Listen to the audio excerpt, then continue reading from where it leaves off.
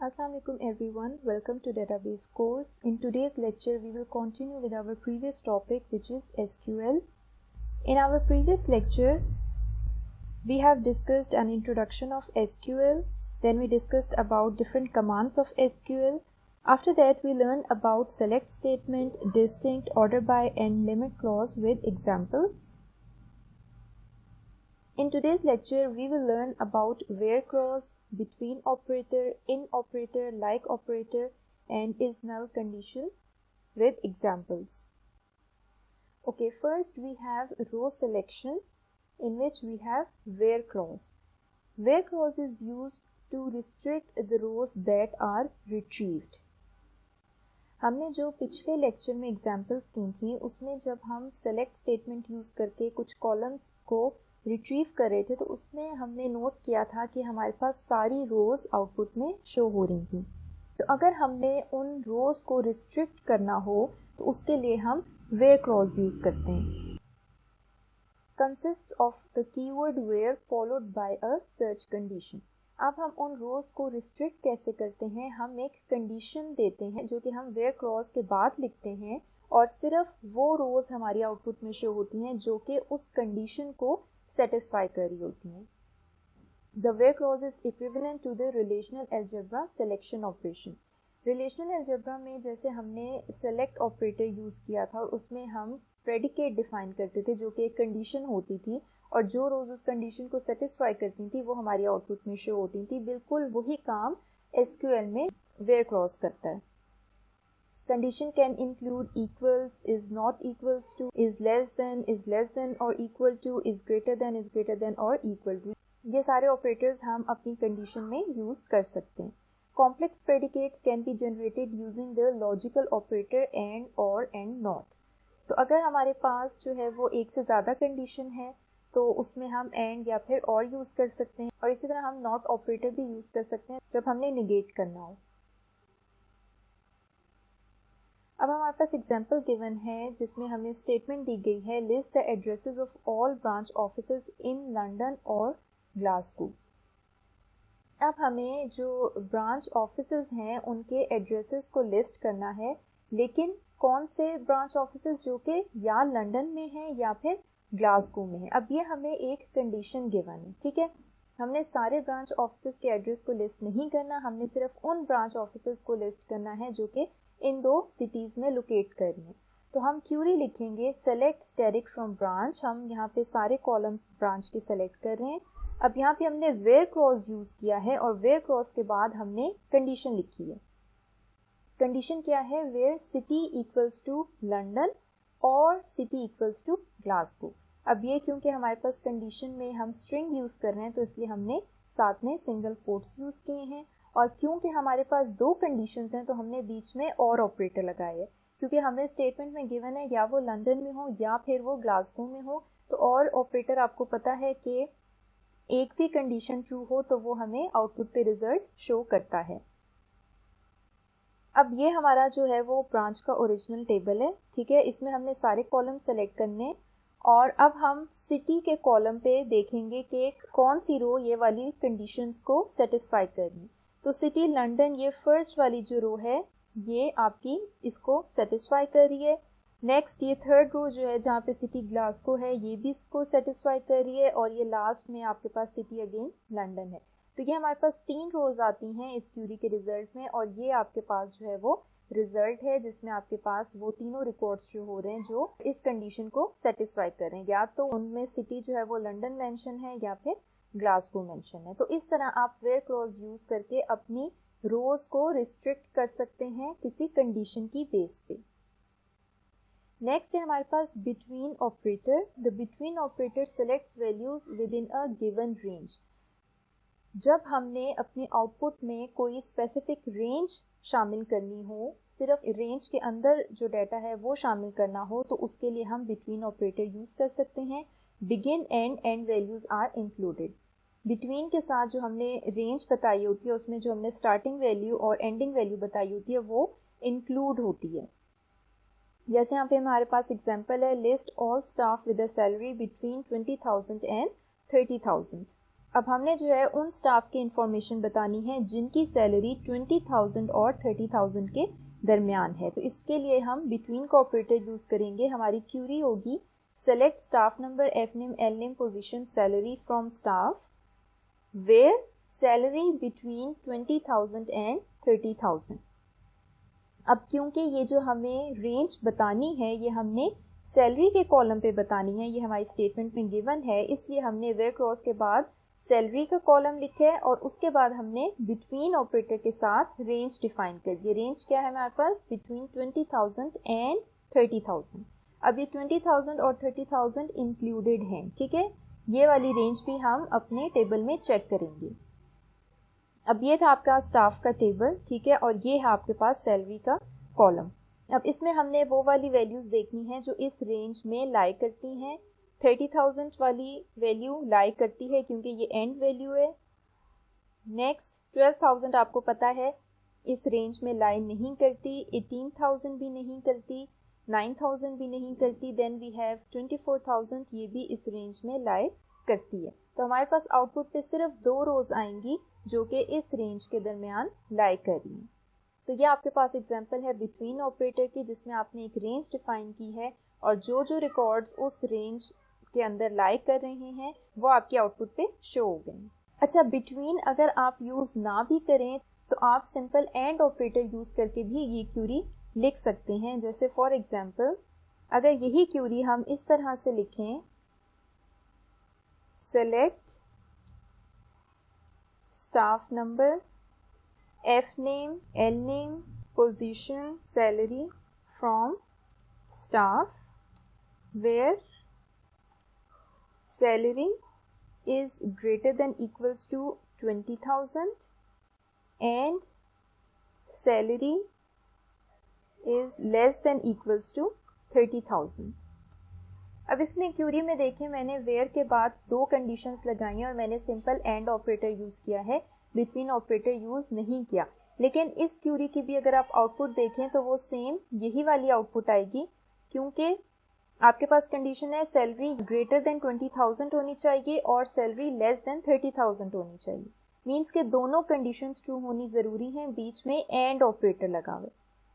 तो इसमें भी आप वही वाली सैलरीज इंक्लूड करेंगे जो इस रेंज में लाई कर रही होगी, ठीक है। तो अगर आपके पास कोई स्टेटमेंट गिवन हो जिसमें आपने वैल्यूज़ किसी रेंज में फाइंड आउट करनी है तो आपकी चॉइस है कि आप उसे एंड ऑपरेटर से करना चाहें या फिर आप बिटवीन ऑपरेटर यूज़ करना चाहें।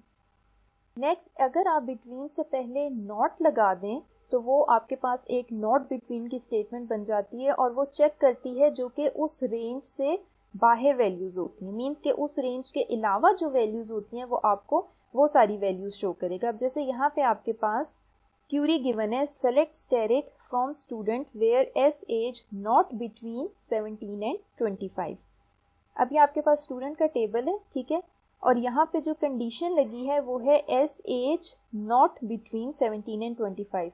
नॉट बिटवीन का मतलब है कि जो हमारे पास एज 17 और 25 के दरमियान नहीं है वो हमने अपनी आउटपुट में शो करनी है। तो अगर आप ये फर्स्ट रिकॉर्ड देखें इसमें एज 17 है, ये उस रेंज में लाई करती है।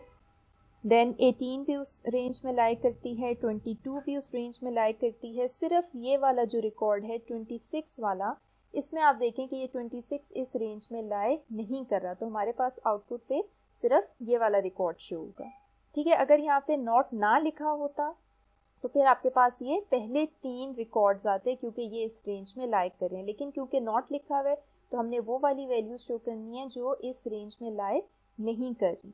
तो हमारे पास ये ईसा जो है वो उसका रिकॉर्ड शो हो गया, उसकी एज 26 है। नेक्स्ट है हमारे पास in operator. In operator test whether a data value matches any value of a list. अब इन ऑपरेटर में आप एक लिस्ट प्रोवाइड करते हैं और आप चेक करते हैं कि क्या आपका जो कोई रिकॉर्ड है, किसी कॉलम की वैल्यू है, वो इस लिस्ट में एग्जिस्ट कर रही है कि नहीं कर रही। जैसे हमारे पास एक स्टेटमेंट गिवन है list all managers and supervisors. अब हमारे पास स्टाफ का टेबल था, ठीक है। स्टाफ में कुछ जो स्टाफ मेंबर्स हैं वो उनकी पोजीशन मैनेजर की है और कुछ जो स्टाफ मेंबर्स हैं उनकी पोजीशन सुपरवाइजर्स की है। तो हमने उन दोनों को जो है वो आउटपुट पे शो करना है। अब यहाँ पे आपके पास क्यूरी गिवन है, select staff number, F name, L name, position from staff where position. अब आपने क्योंकि पोजीशन पे कंडीशन लगानी है तो आपने पोजीशन के कॉलम का नेम लिखा है, आगे आपने इन ऑपरेटर लगाया और इन ऑपरेटर के बाद आपने एक लिस्ट प्रोवाइड की है जिसमें आपके पास दो वैल्यूज हैं, मैनेजर और सुपरवाइजर। ठीक है, अब ये क्यूरी क्या करेगी, इसमें आपके पास स्टाफ में से वो रोज सेलेक्ट होंगी जहां पे पोजीशन की वैल्यू या तो मैनेजर होगी या फिर सुपरवाइजर होगी। तो यहाँ पे आप देखें, अगर पोजीशन की वैल्यू इन दोनों में से किसी के साथ जो है वो मैच कर जाए तो वो आप अपनी आउटपुट में इंक्लूड करेंगे। अब ये है आपके पास पोजीशन का कॉलम। फर्स्ट रिकॉर्ड में देखें आपके पास मैनेजर वैल्यू है, ठीक है, ये इसकी लिस्ट की वैल्यू से मैच कर रही है। नेक्स्ट फिर आप देखें ये आपके पास एक सुपरवाइजर है और फिर ये भी आपके पास एक और मैनेजर है। तो ये तीन रिकॉर्ड्स जो हैं जिसमें आपके पास जॉन, डेविड और सुजन है, ये आपके पास आउटपुट पे शो होंगे क्योंकि ये आपकी इस वाली कंडीशन को सेटिस्फाई कर रहे हैं। तो इन ऑपरेटर यूज होता है कि जब आपने किसी कॉलम की वैल्यू मैच करानी हो किसी लिस्ट से। ठीक है, अब यहाँ पे आप एक और ऑप्शन भी ऐड कर सकते हैं, जैसे असिस्टेंट की भी ऐड कर सकते हैं, फिर वो वाले रिकॉर्ड्स भी शो होंगे जहाँ पे पोजीशन जो है वो असिस्टेंट की है। अब जैसे हम बिटवीन ऑपरेटर की जगह अगर हम एंड ऑपरेशन से क्यूरी लिखें तो वो भी हमारी वही रिजल्ट देती है। इसी तरह इन ऑपरेटर की जगह अगर हम और यूज करें तो वो भी हमारी वही रिजल्ट देगी। जैसे फॉर एग्जांपल अगर इसी क्यूरी को हम इस तरह से लिखते हैं, select staff number, F name, L name, position from staff where, अब आगे मैंने कंडीशन लगानी है, ठीक है, मैनेजर्स और सुपरवाइजर्स पे। तो ये मेरे पास पोजीशन का एक कॉलम है where position equals to manager और position equals to supervisor। अब ये वाली क्यूरी है, इसका रिजल्ट भी सेम यही हमारे पास आएगा क्योंकि हमारे पास कंडीशन है कि पोजीशन या तो मैनेजर होगी, बीच में और ऑपरेटर लगा हुआ है, और पोजीशन या फिर सुपरवाइजर होगी। दोनों में से कोई एक भी कंडीशन ट्रू हो जाती है तो वो वाला रिकॉर्ड आपका आउटपुट में इंक्लूड होगा। तो अगेन ये आपकी चॉइस है कि आप इन ऑपरेटर यूज करना चाहते हैं या फिर आप इस तरह से क्यूरी लिख के उसको एग्जीक्यूट करना चाहते हैं। नेक्स्ट हमारे पास नॉट इन है, अगर हम इन से पहले नॉट लगा देंगे तो फिर हमारे पास वो रिकॉर्ड्स आएंगे जिनकी वैल्यूज उस लिस्ट की वैल्यू से मैच नहीं कर रही होंगी। ठीक है, not in can be use to check for data values that do not lie in a specific list of values. जिनकी वैल्यूज उस लिस्ट में लाई नहीं कर रही होंगी वो वाली हमें डेटा वैल्यूज शो होंगी। जैसे यहाँ पे आपके पास एग्जांपल है, select static from student where S city not in ISP और आरडब्ल्यूपी। अब ये आपके पास स्टूडेंट का टेबल है, यहाँ से आपने सारे कॉलम्स शो करने हैं। रिकॉर्ड्स कौन से शो करने हैं, जहाँ पे आपके पास सिटी, आईएसपी और आरडब्ल्यूपी नहीं है, नॉट इन। ठीक है, तो आप यहाँ पे देखें ये आपके पास आईएसपी है, ये भी आईएसपी है, ये आरडब्ल्यूपी है। सिर्फ ये जो कराची वाला रिकॉर्ड है, ठीक है, ये आपके पास इस लिस्ट में नहीं है तो ये आप अपनी आउटपुट पे शो कर देंगे क्योंकि मैं नॉट इन है मींस के जो इस लिस्ट में प्रेजेंट नहीं है। तो आपके पास आउटपुट पे ये वाला रिकॉर्ड आ जाएगा क्योंकि कराची जो है वो इस लिस्ट में प्रेजेंट नहीं है। तो नॉट जो है वो सिंपल जो आपका ऑपरेटर जैसे बिटवीन या इन ऑपरेटर है वो जो भी काम कर रहे हैं नॉट उसको निगेट कर देगा। ठीक है, नॉट का मतलब ये है कि आप निगेट कर देते हैं। नेक्स्ट है हमारे पास like operator. Like operator is used to search for a specified pattern. अब आपने कोई भी डेटा वैल्यू जो है वो किसी एक पैटर्न से मैच करानी हो तो उसके लिए आप लाइक यूज करते हैं। SQL has two special pattern matching symbols. हमारे पास एसक्यूएल में दो पैटर्न मैचिंग सिंबल्स हैं। एक है हमारे पास percent character, it represents any sequence of 0 और मोर कैरेक्टर्स, वाइल्ड कार्ड। ठीक है, इसको आप वाइल्ड कार्ड भी कहते हैं।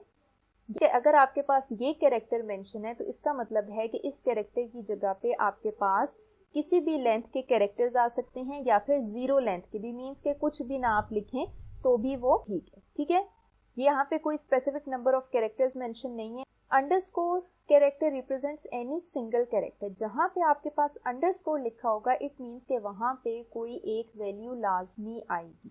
ठीक है, और एक वैल्यू ही आएगी।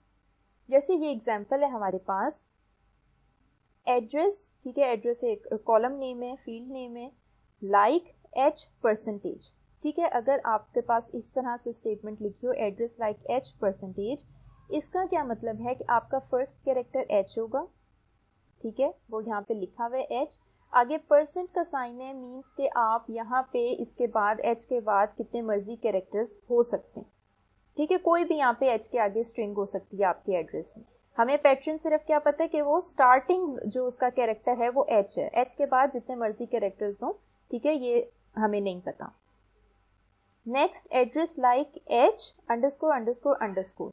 अब इसका क्या मतलब है कि आपका जो एड्रेस है उसमें एग्जैक्टली 4 कैरेक्टर्स हैं, ठीक है, 1 2 3 4, और जो आपका स्टार्टिंग कैरेक्टर है वो h है, मींस आपका एड्रेस जो है वो h से स्टार्ट हो रहा है और उसके बाद आपने 3 कोई कैरेक्टर्स लिखने हैं, क्योंकि अंडरस्कोर है मींस के यहाँ पे आपके पास 3 कैरेक्टर्स ही आएंगे। नेक्स्ट है address like percentage e, it means any sequence of character of length at least 1 with the last character n e। अब इसमें आपके पास उन्होंने पैटर्न दिया है कि आपका एड्रेस जो है वो एंड हो रहा है ई कैरेक्टर पे, और ई से पहले आपके पास डिफरेंट कैरेक्टर्स हो सकते हैं। ठीक है, अगर कोई कैरेक्टर नहीं भी है तो आपके पास लेंथ सिर्फ 1 आएगी, क्योंकि आपके पास ई कैरेक्टर तो है ही, क्योंकि आपकी स्ट्रिंग उस पर एंड हो रही है, या आपने मेंशन किया हुआ इससे पहले जितने मर्जी लेंथ के कैरेक्टर्स हो सकते हैं। Address like person Glasgow person. अब इसका क्या मतलब है, इसका मतलब है कि आपके जो एड्रेस है उसके कहीं मिड में ग्लासगो एग्जिस्ट कर रहा है, ठीक है, ग्लासगो उसमें प्रेजेंट है ये वाली स्ट्रिंग, उससे पहले भी कुछ कैरेक्टर्स हो सकते हैं और उसके बाद भी कुछ कैरेक्टर्स हो सकते हैं, लेंथ हमें नहीं पता। Address not like h percent, इसका मतलब है कि फर्स्ट कैरेक्टर आपका h नहीं हो सकता क्योंकि नॉट लिखा हुआ है, ठीक है, तो इसका मतलब है कि आपका जो एड्रेस है उसका पहला कैरेक्टर h नहीं हो सकता। परसेंट तो आगे हमारे पास जितने भी कैरेक्टर्स हो सकते हैं या नहीं हो सकते इसका हमें नहीं पता, लेकिन नॉट लाइक से हमें ये पता चल रहा है कि स्टार्टिंग जो कैरेक्टर है आपके एड्रेस का वो h नहीं हो सकता। ठीक है, तो डिफरेंट एग्जांपल्स हैं जिसमें आपने परसेंट कैरेक्टर और अंडरस्कोर कैरेक्टर को यूज किया है विद लाइक ऑपरेटर। अब जैसे यहाँ पे हमारे पास एग्जाम्पल गिवन है, find all owners with the string Glasgow in their address. अब आपने उन सब ओनर्स का डाटा फाइंड आउट करना है, डाटा प्रिंट कराना है जिनके जो एड्रेस है उसमें ग्लासगो स्ट्रिंग आ रही है। अब ये एग्जैक्टली मैच तो नहीं है, ठीक है, एड्रेस इक्वल्स टू ग्लासगो हम नहीं लिख सकते क्योंकि जाहिर है एड्रेस में और भी उसमें कैरेक्टर्स हो सकते हैं। इसमें हमें सिर्फ एक बताया गया है, एक पैटर्न दे दिया गया है कि उस स्ट्रिंग में ग्लासगो है, अब उससे पहले कुछ है उससे बाद में कुछ है हमें नहीं पता। तो हमने क्यूरी लिखी है select owner name, F name, L name, address, tel number, different हमने कॉलम सेलेक्ट किए हैं फ्रॉम प्राइवेट ओनर जो हमारे पास टेबल था, वेयर के बाद अब हमने कंडीशन बताई है address like Glasgow person Glasgow person, कि जहां पे जो आपका एड्रेस का कॉलम है उसकी वैल्यूज इस पैटर्न को मैच करनी, ठीक है, कि कहीं बीच में उसमें ग्लासगो आ रहा है, उससे पहले कुछ कैरेक्टर्स आ सकते हैं या नहीं आ रहे, उसके बाद कुछ कैरेक्टर्स हैं या नहीं हैं, इट डिपेंड्स, लेकिन उसमें ग्लासगो आ रहे हैं। तो ये आप अपनी आउटपुट टेबल में देखें तो ये जो भी आपके पास एड्रेस का रिकॉर्ड है उसमें आपके पास ग्लासगो आ रहे हैं, ठीक है। तो आउटपुट में हमारे पास सिर्फ उन ओनर्स का डाटा शो हो रहा है जिनके एड्रेस में ग्लासगो एग्जिस्ट कर रहे हैं। नेक्स्ट है हमारे पास इज नल, ठीक है। अब समटाइम्स ऐसा होता है कि आपके टेबल में इंफॉर्मेशन कंप्लीट नहीं होती है, जैसे फॉर एग्जांपल किसी कस्टमर ने अपना फ़ोन नंबर प्रोवाइड नहीं किया है, तो कस्टमर के टेबल में उस स्पेसिफिक कस्टमर का जो रिकॉर्ड होगा वहाँ पे फ़ोन नंबर की फील्ड एम्प्टी होगी, वहाँ पे कुछ भी नहीं होगा, तो उसको हम नल वैल्यू कंसिडर करते हैं, ठीक है। Is null condition is used in SQL to test for a null value. It returns true if a null value is found, otherwise it returns false. तो is null एक condition है, इससे हम find करते हैं कि क्या हमारे पास वैल्यू नल है, वहाँ पे कोई भी वैल्यू नहीं एग्जिस्ट करी, तो ये is null जो है ये ट्रू रिटर्न करती है अगर वहाँ पे नल वैल्यू हो, और अगर वहाँ पे कोई और वैल्यू हो तो ये फिर फॉल्स रिटर्न करती है। Is not null can be used to test for values that are not null, जैसे आपने नॉट ऑपरेटर हर किसी के साथ यूज किया है, अगर आप इज नॉट नल लिखेंगे तो इट मीन्स कि आप वो वैल्यूज फाइंड आउट कर रहे हैं जो कि नल नहीं है। अब जैसे यहाँ पे आपके पास एक स्टेटमेंट गिवन है List the details of all viewings on property PG4 where a comment has not been supplied. अब आपने डिटेल बतानी है viewing on property PG4, ठीक है, उसकी डिटेल्स आपने बतानी है और हमें कंडीशन गिवन है कि जहाँ पे कमेंट हमें सप्लाई नहीं किया गया, PG4 प्रॉपर्टी है और उसके अगेंस्ट कोई कमेंट नहीं दिया गया, हमें उसकी डिटेल्स बतानी है, ठीक है। तो एक तो हमारे पास कंडीशन हो गई प्रॉपर्टी आपकी PG4 होनी चाहिए, दूसरी हमारे पास कंडीशन क्या है कि कमेंट सप्लाई नहीं किया गया, मींस कमेंट की वैल्यू उस रिकॉर्ड के अगेंस्ट नल है। तो हमने क्यूरी लिखी select client number view date from viewing, हमारे पास व्यूइंग का टेबल है जिसमें हमारे पास इंफॉर्मेशन है कौन सी प्रॉपर्टी किस क्लाइंट ने व्यू की है, किस डेट पे व्यू की है और उसने क्या कमेंट्स दिए, ठीक है। इसलिए हमने व्यूइंग के टेबल से ये दो फील्ड सेलेक्ट की हैं। Where property number is equals to PG4, ये हमारी फर्स्ट कंडीशन है, ठीक है। एंड कमेंट इज नल, ठीक है, यहाँ पे हमने इज नल की स्टेटमेंट यूज की है कि जहां पे कमेंट प्रोवाइड नहीं किया गया, ठीक है। अब ये एंड है बीच में, तो इट मींस कि इन दोनों का ट्रू होना जरूरी है। ये कब ट्रू रिटर्न करेगा, जब वैल्यू नल होगी, नल के अलावा कोई वैल्यू होगी तो ये फॉल्स रिटर्न करेगा, ठीक है। तो हम पहले रिकॉर्ड को देखते हैं, पहले हमारी प्रॉपर्टी ही PA14 है, वो पहली कंडीशन से ही मैच नहीं हो रही, हम पहले रिकॉर्ड को छोड़ देंगे। दूसरा रिकॉर्ड में हमारी प्रॉपर्टी नंबर है PG4, ये वाली कंडीशन आपकी ट्रू हो रही है और कमेंट यहाँ पे आपके पास नल नहीं है, ठीक है, तो ये आपके पास फॉल्स रिटर्न करेगा, ठीक है। तो जब ये फॉल्स रिटर्न करेगा तो बीच में एंड है, एंड के लिए दोनों का ट्रू होना जरूरी है, तो ये आप इंक्लूड नहीं करेंगे। नेक्स्ट आपके पास अगेन PG4 है, ये वाली कंडीशन ट्रू हो गई है और कमेंट में आपके पास नल है, कोई कमेंट प्रोवाइड नहीं किया गया, तो ये इज नल जो है ये अब आपको ट्रू रिटर्न करेगा, ठीक है। तो ये दोनों कंडीशंस ट्रू हो गई और आउटपुट पे आपके पास ये वाला रिकॉर्ड आ गया CR56 वाला, ठीक है। तो इस क्लाइंट नंबर ने इस डेट को PG4 प्रॉपर्टी व्यू की थी और कोई भी कमेंट सप्लाई नहीं किया। तो इस तरह से इज नल कंडीशन यूज होती है, जहाँ पे आपने फाइंड आउट करना हो कि आपकी वैल्यू नल है, वहाँ पे आप कॉलम नेम के आगे इज नल स्टेटमेंट यूज कर सकते हैं। नेक्स्ट हमारे पास कुछ टास्क हैं जो हमने अभी क्लॉजेस पढ़े हैं, उनकी प्रैक्टिस हो जाएगी। ये वही स्कीमा है जो हम अपने पिछले लेक्चर्स में यूज करते आ रहे हैं। फर्स्ट अब हमारे पास स्टेटमेंट गिवन है, list the staff number, first name and position of staff members who works at B003 branch and has salary greater than 19,000। अब यहाँ पे ये वाले जो हैं हमें staff number, first name, position, ये हमें कॉलम्स बताए गए हैं जो कि हमने स्टाफ के टेबल से निकालने हैं और आगे हमें ये कंडीशन दी हुई है कि जो कि इस ब्रांच नंबर में काम कर रहे हैं और जिनकी सैलरी ग्रेटर देन 19,000। तो अब इस क्यूरी को हम लिखते हैं सेलेक्ट, उसके बाद हम कॉलम के नेम्स लिखेंगे, ठीक है। अब हमने क्योंकि स्टाफ की इंफॉर्मेशन देनी है तो हम ये स्टाफ का टेबल यूज करेंगे। हमने स्टाफ नंबर सेलेक्ट करना है, नेक्स्ट हमने फर्स्ट नेम सेलेक्ट करना है और नेक्स्ट हमने पोजीशन सेलेक्ट करना है, ठीक है। From which table, from staff table. अब आगे हमें कंडीशन है given Who works at B003 branch. अब ये वाली इंफॉर्मेशन हमें कौन से कॉलम से मिल रही है, ब्रांच नंबर से, ठीक है। तो हम वेयर का क्लॉज यूज करेंगे क्योंकि आगे कंडीशन यूज कर रहे हैं। Where branch number equals to B003, string है तो हम इसको सिंगल कोट्स में लिखेंगे। पहली कंडीशन हो गई, एंड है सैलरी ग्रेटर देन 19,000। अब बीच में एंड है, हमने एंड ऑपरेटर यूज करना है और नेक्स्ट कंडीशन हमें सैलरी कॉलम पे गिवन है, ठीक है। तो एंड सैलरी ग्रेटर देन 19,000। अब ये एक इंटीजर वैल्यू है तो उसके लिए हमें कोट्स लगाने की जरूरत नहीं है। इस क्यूरी से हमें उन स्टाफ मेंबर्स का पता चल जाएगा जो इस ब्रांच में काम कर रहे हैं और उनकी सैलरी 19,000 से ज्यादा है, ठीक है। तो आपको ये दोनों कंडीशन सेटिस्फाई करना जरूरी है, इसलिए हमने बीच में एंड लगाया। List the branch numbers that are present in London और ब्रिस्टल। अब हमने ब्रांच नंबर्स को लिस्ट करना है जो कि या तो लंदन में प्रेजेंट हैं या फिर ब्रिस्टल में। तो इसमें हम इन ऑपरेटर भी यूज कर सकते हैं और ऑपरेटर भी यूज कर सकते हैं। सेलेक्ट, वो ब्रांच के टेबल से हमें ये इंफॉर्मेशन मिल रही है, हमने ब्रांच नंबर शो कराना है from branch where city equals to London, या तो सिटी लंदन है और सिटी इक्वल्स टू ब्रिस्टल।